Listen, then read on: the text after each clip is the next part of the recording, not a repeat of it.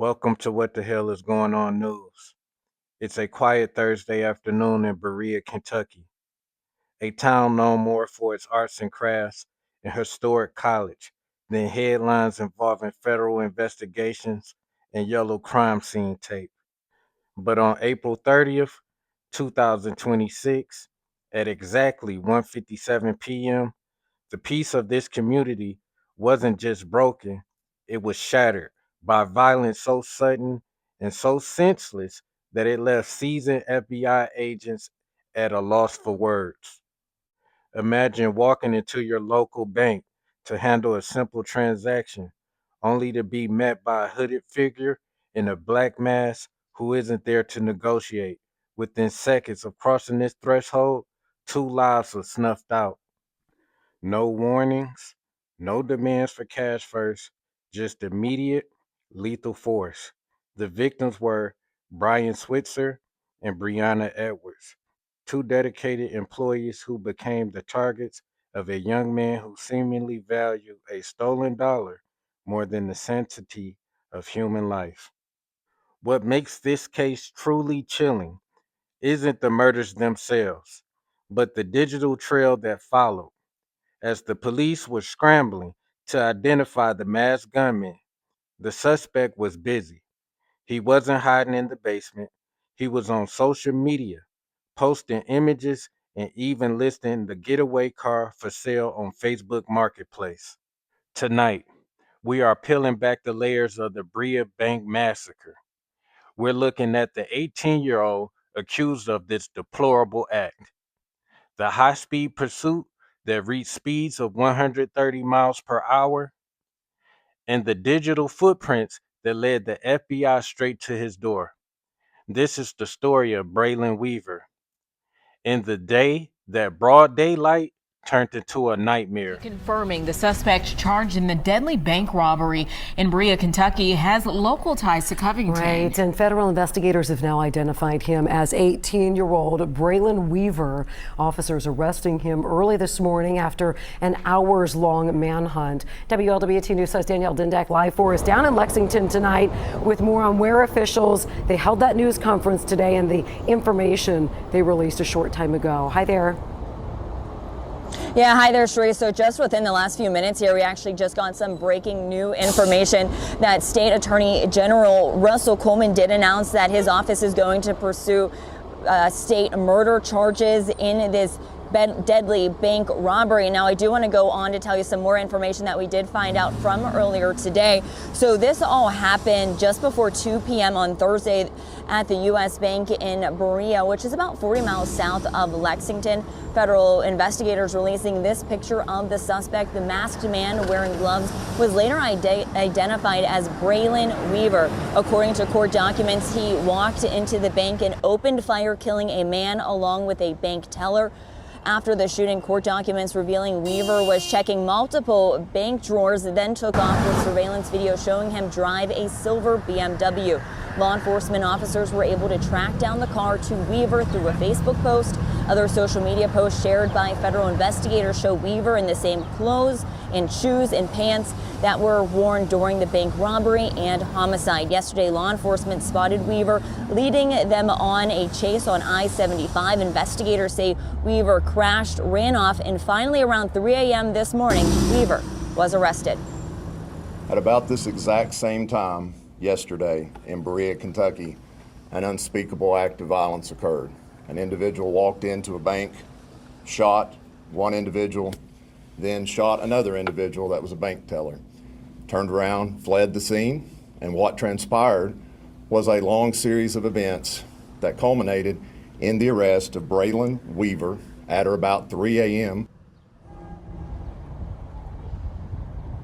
So we now know that Weaver is going to be facing both state and federal charges. Now, talking more about his local connection to Covington, I did talk to Covington police, who did tell me that within the last several years that Weaver did live in Covington, but they could not confirm when he last lived there. Now, I tried to ask that exact question to the U.S. District Attorney, but he said it's too early on in the investigation to share that information.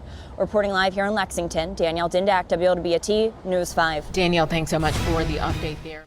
The timeline for this tragedy is hauntingly short. Braylon Weaver entered the U.S. Bank on Chestnut Street armed and masked. According to the federal affidavits, there was no heist in the traditional sense, no long standoff. Weaver allegedly walked in and immediately opened fire. His first victim was male employee Brian Switzer, followed instantly by female teller Brianna Edwards. The sheer lack of hesitation suggests a level of premeditation that has led prosecutors to seek the highest possible penalties. After the shooting, Weaver reportedly rifled through several drawers, though investigators are still tight lipped about how much, if any, money was actually taken. In the age of technology, Weaver's undoing was his own online presence. While the mask obscured his face during the crime, the FBI and Kentucky State Police were able to track a silver BMW sedan captured on surveillance. In an incredible lapse of criminal judgment, Weaver had the same car listed for sale on his personal Facebook profile. Investigators cross referenced his social media photos with the clothing worn by the shooter and found a match. Even more disturbing, Weaver continued to post on social media in the hours following the double murder, providing law enforcement with the real time map of his movements and mindset. Once the FBI identified a silver BMW on Interstate 75, the situation escalated into a terrifying high speed chase. Weaver didn't go quietly. He pushed the vehicle to speeds exceeding 100 miles per hour on the interstate before exiting into the city of Lexington. There, the chase became even more dangerous as he wove through traffic at 130 miles per hour. The pursuit ended only when Weaver crashed the BMW. He attempted to flee on foot into the darkness of the early morning, but the perimeter was too tight. By 3 o'clock a.m. on Friday, May 1st, the manhunt was finally over. The legal landscape for Weaver is devastating. He is currently facing a federal criminal complaint for armed bank robbery and use of firearm causing death. Because the crime took place in a federally insured bank, the Department of Justice has moved in with full force. However, Kentucky Attorney General Russell Coleman has made it clear that the state will not step aside. He has announced that he will pursue separate state murder charges.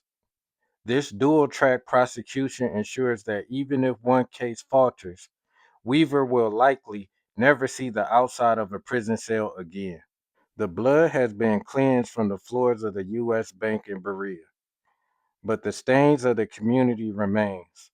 How does an 18-year-old go from posting on Facebook to allegedly executing two people in cold blood for what amounted to be a few handfuls of cash? The FBI has called this act deplorable, and the Kentucky Attorney General has labeled Weaver a coward with zero regard for human life. As Brian Switzer and Brianna Edwards are laid to rest, their families are left with a void that no court verdict can truly fix. We often talk about why in these documentaries, the motive, the childhood, and the psychological snap. But sometimes the why is as shallow as the greed that fueled it. Weaver is scheduled to make his initial court appearance today, May 4th at 2 o'clock p.m. in Lexington. We will be monitoring every update, every filing, and every piece of evidence that comes to light in this ongoing investigation. For those of you following this case, what stands out to you the most? Is it the brazenness of the midday attack or the fact that the digital footprint could be so carelessly left behind by someone facing such high stakes? Leave your thoughts in the comments. Once again, I want to thank you all for tuning in to What the Hell is Going On News. My name is Aki. It's been fun. Stay vigilant, God bless. Peace.